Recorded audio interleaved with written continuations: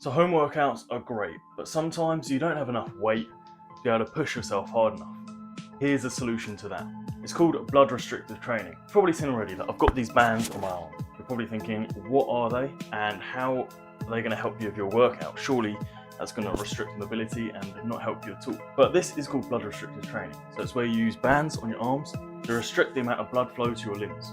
You can use them on your legs as well, commonly used on the arms. So in this video, I'm going to be going over some of the workouts that I do, some of the pros and cons of doing this in my workouts, and the main reasons why I would actually interpret blood restricted training into my training programs. Right, so we're going to jump straight into it. Obviously, with these bands, you can probably see the vascularity on my arm is a lot higher than what it would be without these bands on.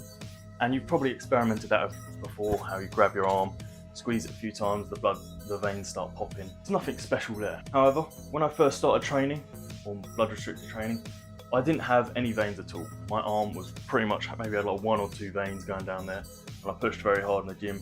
There's pretty much nothing there. And I've been trying to get veins in my arms or vascularity in my arms for a long time, and I couldn't do it. Yes, this was probably due to experience and age. I was only around 17 to about 19 before starting this blood restricted training, so I wasn't fully grown by that point. However, when I found blood restricted training, it really allowed me to target my arms with quite high intensity exercise and gain veins or vascularity very quickly. And this is why I'd just love to share this wisdom with you. So it's very easy. First of all, you start off with a lower weight. This is just one of the weights that I got from my house. It's really good. It only cost me about 20 quid, I believe, at the time. That was about 2-3 years ago. It's 16 kilograms, and that's all that's needed when you have these bands on. If I were to go to the gym and do normal arm workout, bicep curls, I'd normally be doing around 22 to 25. However, I've got these bands on. That means it doesn't need to be heavyweight at all. That's another thing why it's great to do at home, because it saves you money. If you are looking to buy some weights at home, start working out, just get a pump in your room or do some calisthenics, but you want to hit arms as well. Really cheap and easy. Bands are £8, weights 20 quid, sorted. Instead of having to buy fixed 25 kg dumbbells or something and then only have one. Pretty pointless. Whereas this is a lot cheaper, a lot easier. It's about a month's worth of gym membership and it's lasted me probably roughly about 3 years so far, but it's in great condition. It's going to carry on for the next 10 years, however long I need it. So as you probably know, doing home workouts, you can't really do much arms unless you have some sort of dumbbell or weights, free weights. Obviously you can do it in chin-ups and a few other variations, but it's really hard to hit the biceps and increase vascularity. So if you are just sticking to home workouts, I would recommend doing this and getting a dumbbell. Blood restricted bands, it's just brilliant. It's not just going to improve vascularity in your arms, but it's also going to improve the muscle strength and muscle size, because like I said earlier, the restrictive blood flow means that there's more pressure on the muscles and less pressure on the joints and the tendons. Therefore, your muscles are going to grow whilst putting your body under less stress. So if you have been going to the gym a lot and you've started to get injuries such as your elbows clicking every rep, or just your general joints are very sore, this may be a great way to be able to get rid of that and get rid of that overtraining factor of the joints.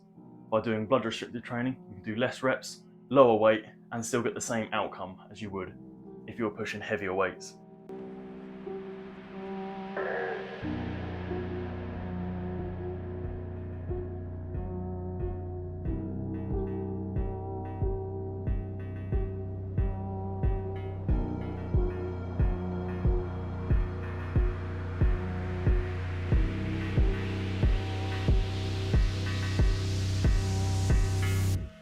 Now, this doesn't just have to be applied to your arms. You can use it for your legs, and you can use it for endurance as well. So they're really easy to get on and off. Simply, all you do is just unstrap it like that,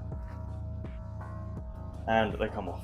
And then you can then put them on your legs and do some sort of exercise there. So if you're doing high intensity interval training, such as a circuit, absolutely brilliant. Or if you're doing a spin bike, but you don't have much time, and you want to get a hard session in, but you don't want to spend hours on the bike, then doing this is also another great way to be able to improve that endurance in your legs.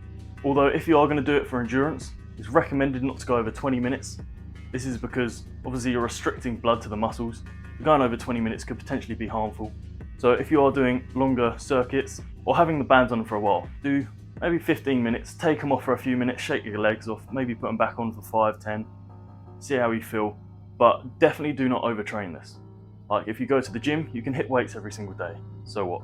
Blood restricted training, you wouldn't advise doing it every single day. You do it once, twice, 3 times a week, and no longer for 20 minutes. Now, as you can see now, the vascularity has massively gone down in my arms.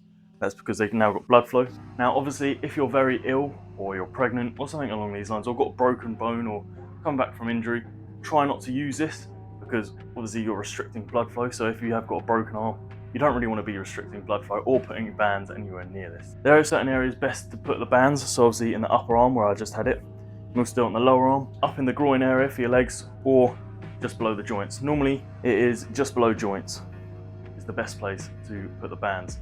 For me personally, I prefer them on the upper parts of my joints.